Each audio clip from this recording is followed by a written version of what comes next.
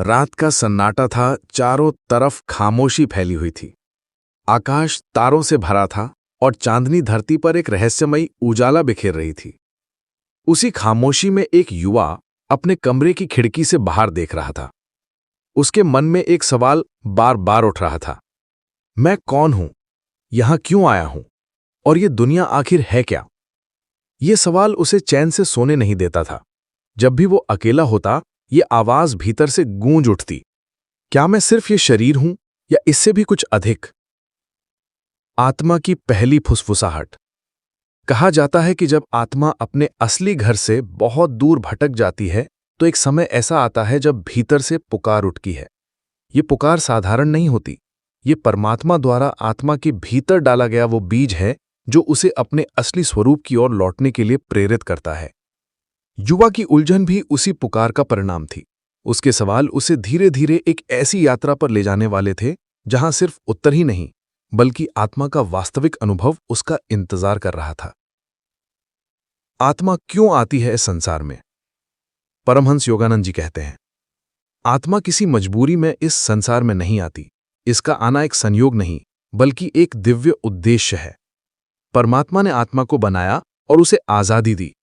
आत्मा चाहे तो परमात्मा में ही विलीन रह सकती है और चाहे तो इस संसार में आकर अनुभव ले सकती है। लेकिन सवाल यही है, अगर परमात्मा पूर्ण है, सब कुछ जानता है, तो आत्मा को इस संसार में भेजने की क्या जरूरत? इसका उत्तर योगानंद जी बहुत सुंदर ढंग से देते हैं। वे कहते हैं, जब आत्मा परमात्मा के साथ होती है तब वो केवल होती है, पर जब वो इस संसार में आती है तब उसे अपने होने का अनुभव होता है। जैसे कोई आंख खुद को नहीं देख सकती, उसे शीशे की आवश्यकता होती है, वैसे ही आत्मा को अपने अस्तित्व को अनुभव करने के लिए संसार की जरूरत होती है। संसार एक मंच है। ये संसार एक विशाल रंगमंच है। आत्मा यहां एक कलाकार की तरह आती है। वो शरीर को एक पोशाक की तरह पहनती है, रिश्तों और भूमिकाओं को अपनाती है, दुख सुख का अभिनय करती है और फिर अंत में पर्दा गिरने पर वापस लौट जाती है। लेकिन फर्क यह है कि यह अभिनय इतना असली लगता है कि आत्मा खुद को कलाकार नहीं बल्कि किरदार समझने लगती है। यही सबसे बड़ी भूल है। माया का पर्दा।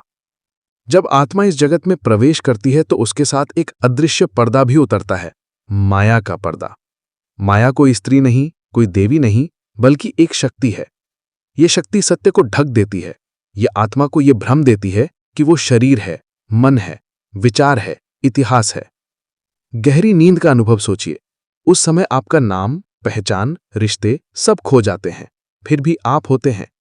ठीक ऐसा ही आत्मा के साथ होता है। जब वो शरीर में आती है तो धीरे धीरे इच्छाओं, डर, मोह और लालच की परतों से ढक जाती है।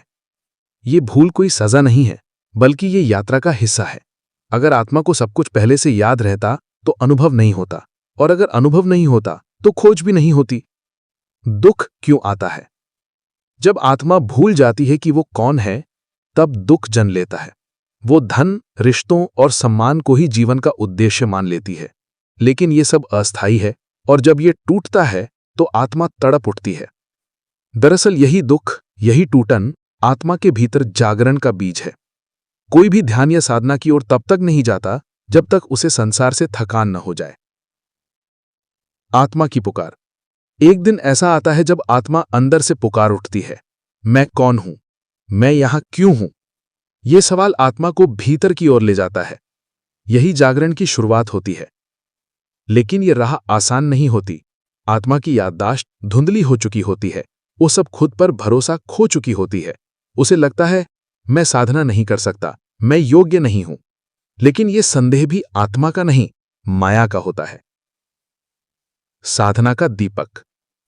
जब आत्मा भीतर की ओर देखना चाहती है तो उसे एक दीपक की आवश्यकता होती है। यही कारण है कि संसार में सद्गुरु आते हैं। वे आत्मा को रास्ता दिखाते हैं। योगानंद जी कहते हैं, ईश्वर तक पहुंचने का सबसे शुद्ध साधन ध्यान है। ध्यान वो पुल है जो आत्मा को उसके बाहरी वजूद से उसके असली केंद्र तक ले जाता है।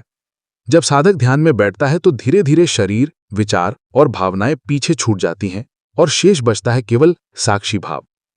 ध्यान, भक्ति और सेवा। योगानंद जी ने केवल ध्यान को ही साधना नहीं माना। उन्होंने कहा, जो प्रेम से भर जाते हैं उनके लिए भक्ति ही ध्यान है। जो सेवा में लीन हो जाते हैं उनके लिए कर्म ही साधना है, और जो विवेक से सत्य को खोजते हैं उनके लिए ज्ञान योग ही मार्ग है। उन्होंने इन तीनों को संतुलन में रखने की शिक्षा दी। ध्यान से अंतर्मन जागता है, प्रेम से हृदय पिघलता है और सेवा से अहंकार टूटता है। यही मिलकर आत्मा को उसकी असली याद दिलाते हैं। साधना की कठिनाई।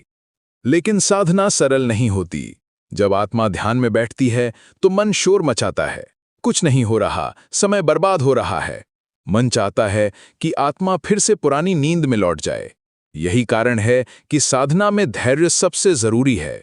योगानंद जी कहते थे, पहले दिन कुछ नहीं होता, दूसरे दिन भी नहीं, लेकिन 100वें दिन आत्मा का सूरज उगने लगता है।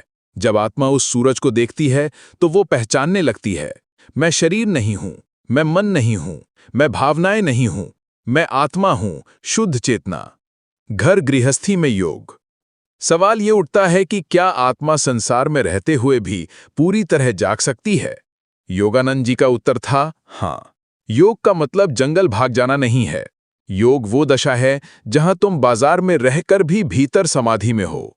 उन्होंने स्वयं पश्चिम की व्यस्त और भोगवादी दुनिया में रहकर भी ध्यान का दीपक जलाए रखा।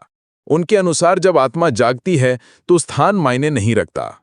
ध्यान सांस बन जाता है, प्रेम दृष्टि बन जाता है और कर्म सेवा बन जाता है। कर्म में ध्यान।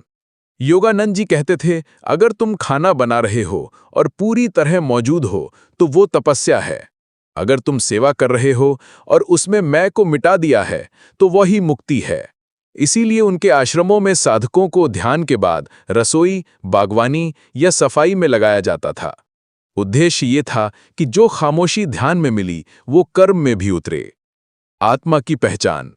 धीरे धीरे साधना आत्मा को ये समझने लगती है, मैं शरीर में रहती हूं पर शरीर नहीं हूं, मैं मन का उपयोग करती हूं पर मन नहीं हूं, मैं भावनाओं को देखती हूं पर भावनाएं नहीं हूं। यही पहली याददाश्त है, यही आत्मा की घर वापसी की शुरुआत है। अंतिम समर्पण। लेकिन यात्रा यहां खत्म नहीं होती। सबसे कठिन परीक्षा है पूर्ण समर्पण। योगानंद जी कहते हैं, जब तुम सब कुछ खो देने को तैयार हो जाते हो तभी ईश्वर तुम्हें सब कुछ सौंप देता है। ये समर्पण ही वो दरवाजा है जहां आत्मा संसार में रहते हुए भी परमात्मा को जीने लगती है। संसार आश्रम बन जाता है। जब आत्मा इस अवस्था तक पहुंचती है तो संसार बोझ नहीं लगता। घर आश्रम बन जाता है, पत्नी ईश्वर की छवि बन जाती है, बच्चे सेवा के शिक्षक बन जाते हैं, काम पूजा बन जाता है। तब आत्मा जान जाती है कि ये संसार केवल एक अभिनय है। मैं यहां अभिनय करने आया हूं, लेकिन ये मेरा असली घर नहीं है। निष्कर्ष। आत्मा की अनोखी यात्रा।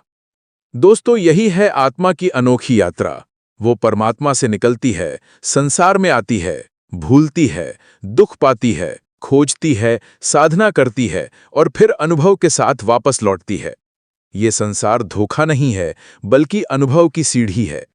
ये जीवन सजा नहीं है, बल्कि परम आनंद को जीने का अवसर है।